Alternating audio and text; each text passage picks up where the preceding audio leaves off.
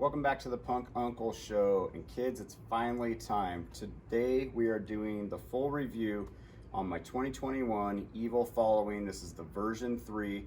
I'm going to go through how this bike performs, what my impressions of it are, whether it met or didn't meet my expectations, what I like, what I don't, maybe most importantly, whether I think you would like it. So please hit subscribe and like. Let's get into all this right now. I think context is really important in reviews like this, specifically why I bought this bike, why I chose this particular frame, and what my intentions were for it. So let's go through that really quick. My other bike that I had prior to this and still do is a Ripmo AF. So it's basically a 150, 160 travel, longer travel trail bike, pushing up towards those enduro numbers and geometry. And what I decided to do was, since my Ripmo is really good for riding like Bass Lake, all the stuff up in the Sierras, and then China Peak, the bike park in the summertime, where it's steeper, looser, big rocks, that kind of stuff. My Ripmo is a really good bike for that. In the winter time though, we ride lower down in the foothills and kind of out around the valley here. And that riding tends to be steeper, more cross country. We have kind of like real techie cross country trails around here. I started thinking that a bike geared towards that wintertime riding, something that would be lighter, more efficient, and that you could spend a longer day on, but still, can get rowdy.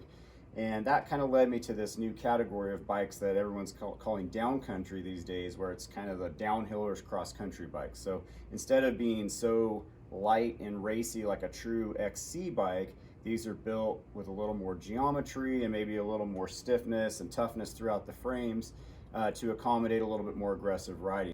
Once I knew that downcountry was kind of the category I was looking at, I knew was talking about probably 120 millimeter rear shock with 130 millimeter fork 29er.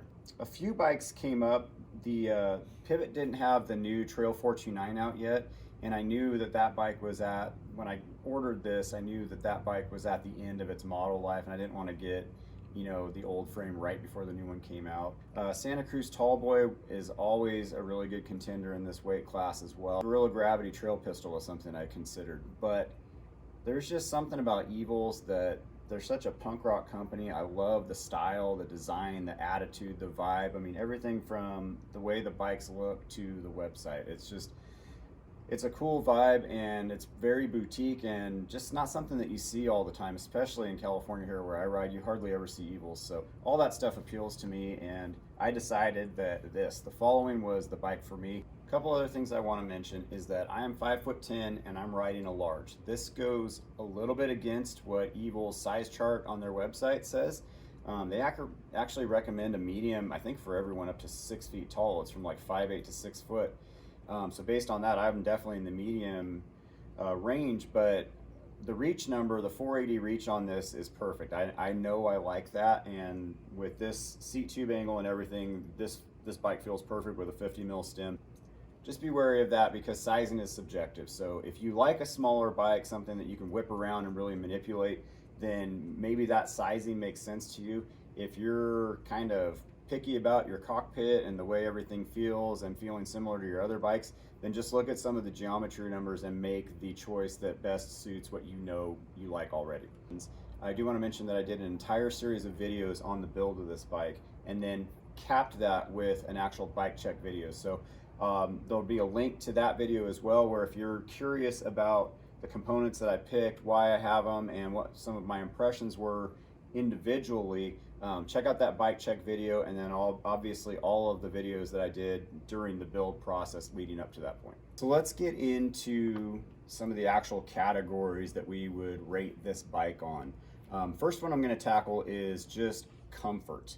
How comfortable this bike is to ride, because again, remember, I was looking at wintertime, more cross-country stuff, longer days, longer miles, a lot more climbing, and I wanted a bike that obviously it didn't hurt to be on for more than an hour. The geo of this bike is perfect for me. I can ride this bike for hours and hours, and it just doesn't wear me out, which I'll get into more in just a second here. But yeah, just fit-wise, everything's been really spot on. it's a 10 out of 10 in that category. Next category I want to talk about is something that I think is really important in this type of a bike, and that's pedaling efficiency and climbing. You know, how well the bike translates the energy that you're putting down to the ground. And in a shorter travel bike, that's obviously a huge reason to go that route, right? I mean, you want to, if you're giving up some squish, you want to be picking up some efficiency, some climbing speed, some overall just speed down the trail.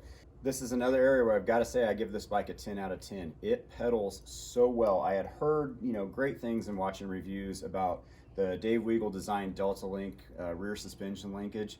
And I mean, this stuff, it was almost like mythical the way these reviews would talk about it.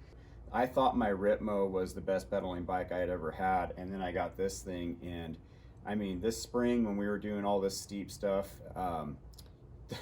the first time I took this bike out, it was like I climbed everything faster than I did before, and it is amazing on really steep climbs, really technical climbs, and it's really good on smooth fire road climbs too. Everywhere that efficiency is key, this bike is on it. There's very little pedal bob. I did find, and I read this on some forums, that this is kind of a common thing, is that I had to go way higher with air pressure in the shock to achieve the sag, the correct sag amount, and I'm running at about 25% in the rear. I really don't like bob, so I'm pretty much have the rebound backed almost all the way off on this, but it's worked really well for me. So just stock valving, and I've got this thing pedaling like a dream, and it still works awesome on the trail. Now let's get into the downhill aspect, the fun part, right? For what it is, it's incredible. Just overall downhill ability, like just say you just rank it within all trail bikes, you know, whatever range of travel, I'd still give this a 9 out of 10. It's a little monster. It's funny because my Ripmo, you know, has a very monster truck feel to it. It's a little more raked out, whereas this one's built up a little bit lighter, more for trail duty. This bike feels more like a knife, whereas my Ripmo feels like a monster truck. It just works differently, but you can do almost all of the same stuff on it. So what I found on this bike is, like, instead of just not caring about the line, I'm back to, when I ride this, especially going downhill, really picking lines and really choosing where I want to go. That said, whenever I make that decision, you just point this thing and it instinctively goes. It's almost intuitive the way this bike handles. It's really quick. And I think that has a lot to do with the geometry. Evil did not go as slack as the trend in this category is right now. The head tube angle was 67.9 in the low setting. I have since flipped it to the extra low, which only dropped it to 67.2. I think that, you know, contributes somewhat to how quick it handles and just how precise it is, but it doesn't take away from its capability going down at all.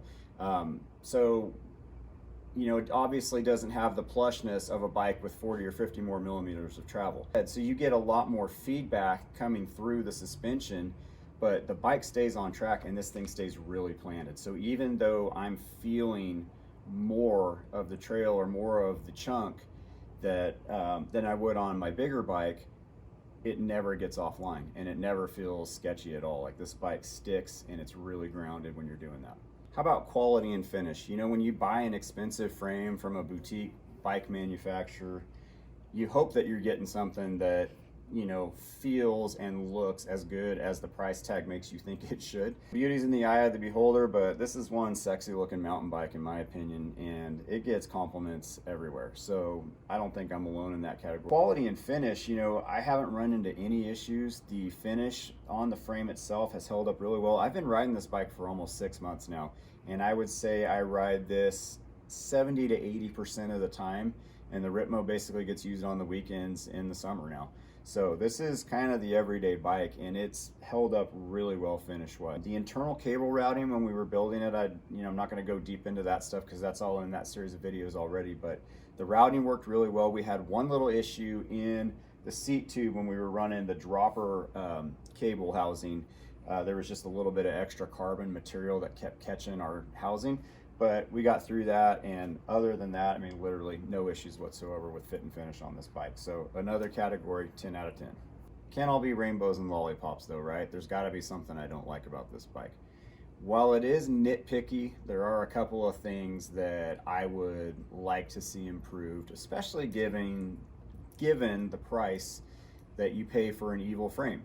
So My biggest gripe, and this is kind of with a lot of bikes honestly, but the frame protection, in my opinion, could definitely be improved, especially back here on the chainstay. Now this is a personal thing for me, but I've got an old ankle injury that makes me duck-footed on my right foot, and so my heel is constantly hitting the chainstay. So I had to add extra tape and stuff, but just a beefier protector with more coverage there would really help. I think a little bit more up the down tube would be a good idea as well.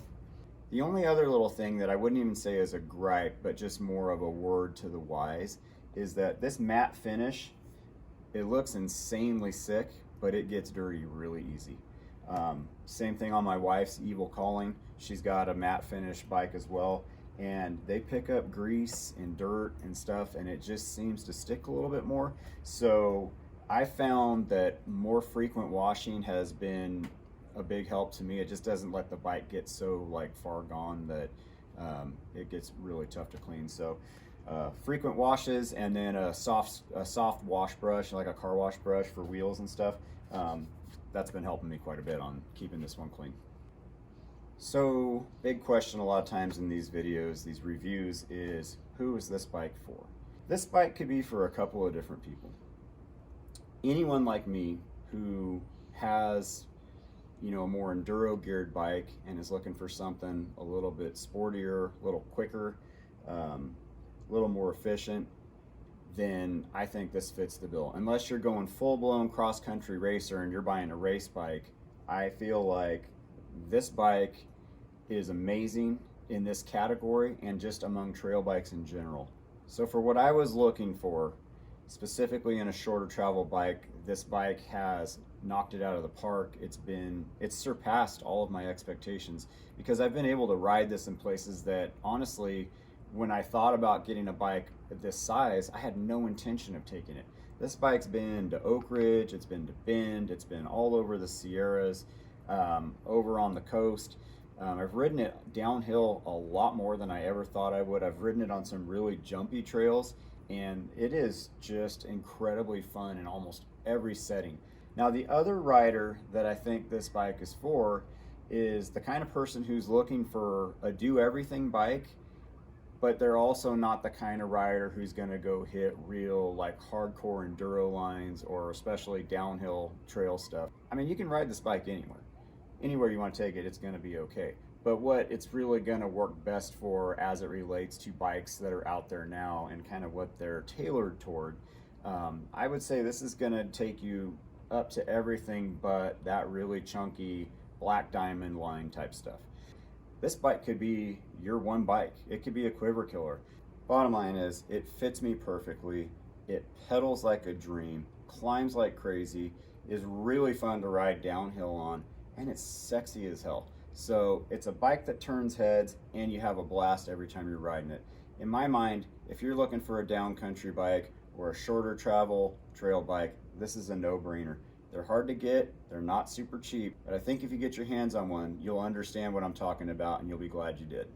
Thank you so much for joining me. I am really stoked on this bike, as you can see.